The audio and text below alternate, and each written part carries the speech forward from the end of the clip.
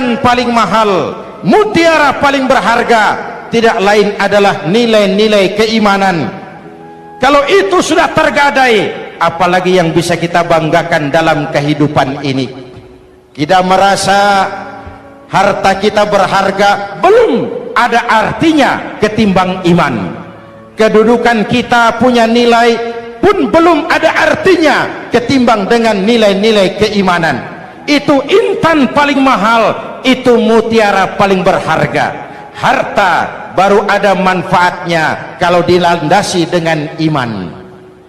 Jabatan dan kedudukan baru terasa gunanya kalau dilandasi dengan keimanan. Kalau jabatan lepas dari iman, yang akan lahir Fir'aun baru. Jelas? Kalau harta terlepas dari iman, yang akan muncul adalah konglomerat Korun. Kalau ilmu pengetahuan terlepas dari nilai dasar keimanan, maka yang akan muncul adalah ilmuwan pelacur yang menyalahkan yang benar, membenarkan yang salah untuk kepentingan pribadi. Dan kondisi seperti itu tidak akan membuat kita makin sehat. Menghadapi zaman susah, tetap jaga akidah, tetap pelihara keyakinan. Kesulitan bukan untuk ditakuti, untuk diatasi. Hidup adalah kerja keras, bukan keajaiban. Perubahan tidak akan datang hanya dengan simsalabim abragadabra. Perubahan tidak akan muncul hanya dengan berandai-andai. Perubahan tidak akan turun dari langit seperti turunnya embun di waktu malam. Perubahan adalah kerja keras, sehingga Al-Quran membimbing kita, innallaha la yughayyiru ma biqaumin hatta yughayyiru ma bi anfusihim. Allah tidak akan mengubah keadaan suatu bangsa kalau mereka tidak mau mengubah apa yang ada di dalam diri mereka. Yang ada di dalam diri itu rule of thinking, state of mind, cara kita berpikir, cara kita memandang kehidupan, cara kita mengatasi persoalan.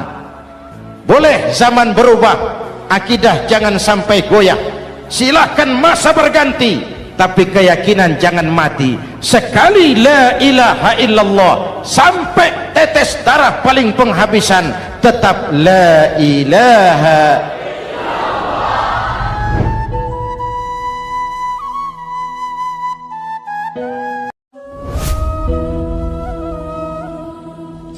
Pantas saja kalau satu hari malaikat Jibril datang menasihati Rasulullah sallallahu alaihi wasallam, yang artinya juga menasihati kita semua.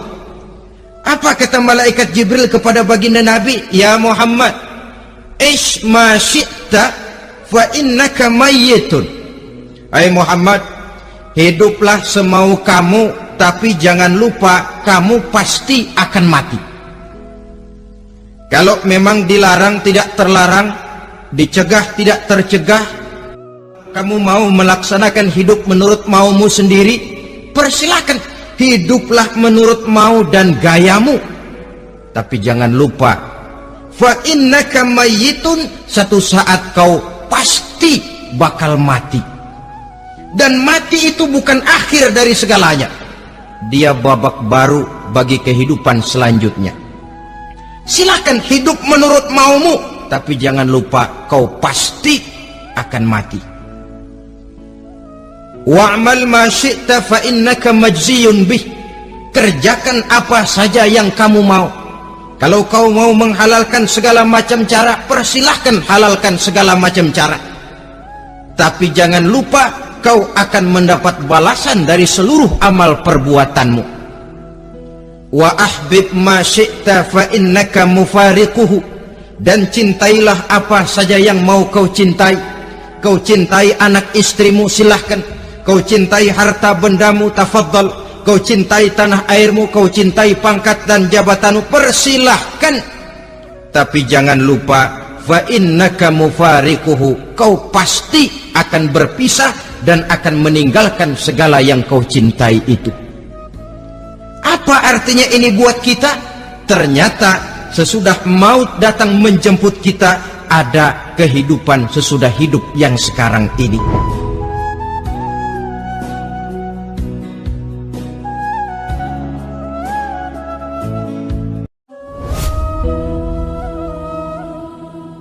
Orang yang mengingat mati bukan lantas menjadi lemah dalam kehidupan, menjadi putus asa, sedikit semangat, terbentur kesulitan, mudah frustasi. Bukan itu tujuannya kita diperintah mengingat mati.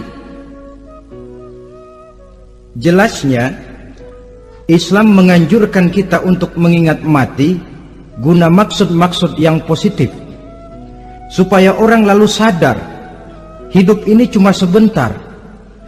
Mumpung hidup, maka hidup yang singkat ini harus saya pergunakan dengan sebaik-baiknya, melakukan kebajikan yang sebanyak-banyaknya, menjauhkan rasa malas, menunggu keajaiban yang datang dari langit, berleha-leha, bermain-main, sementara maut kalau dia datang tidak pernah main-main. Persiapkan dirimu dengan takwa, sebab kamu tidak tahu apabila malam datang, kamu masih bisa hidup apa enggak besok pagi.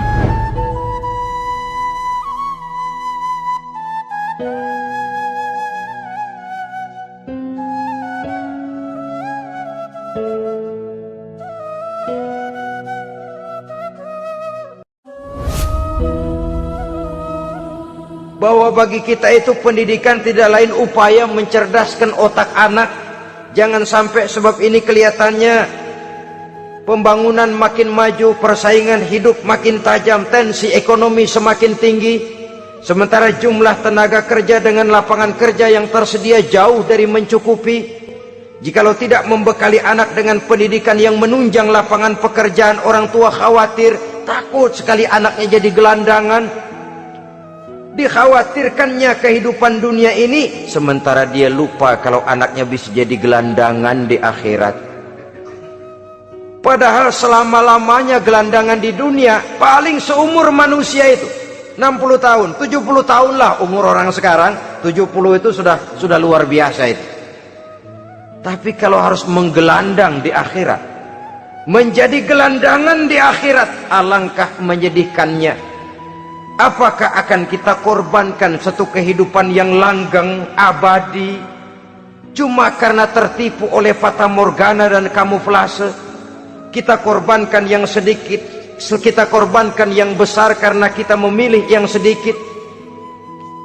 Dalam bahasa Al-Quran memang pernah diceritakan hidup ini hakikatnya perlombaan, saudara-saudara. Perlombaan. Dan di dalam perlombaan itu ada yang menang, ada yang kalah. Al-Quran lalu memberikan peringatan, Alhaakumut takatsur, kamu telah lalai karena berlomba-lomba memperbanyak harta, mempertinggi pangkat dan kedudukan, hatta zurtumul maqabir, sampai kamu akan masuk ke liang kubur baru sadar. Apalagi kalau nafas sudah sampai di tenggorokan, persis Fir'aun. Hidup ini memang kita berlomba dengan waktu, berlomba dengan umur, berlomba dengan tenaga, berlomba dengan tetangga. Yang jangankan kita sampai mundur, berhenti saja sejenak, kita akan ditinggalkan oleh yang lain. Tiada kata mundur, bahkan tiada kata berhenti. Sekali kita melangkah, melangkahlah terus. Tapi berlombalah seperti yang dikehendaki Quran, fastabiqul khairat, berlomba-lombalah di dalam kebajikan. Jangan berlomba-lomba di dalam kemaksiatan, kemunkaran, kejahatan. Berlombalah dalam urusan kebaikan.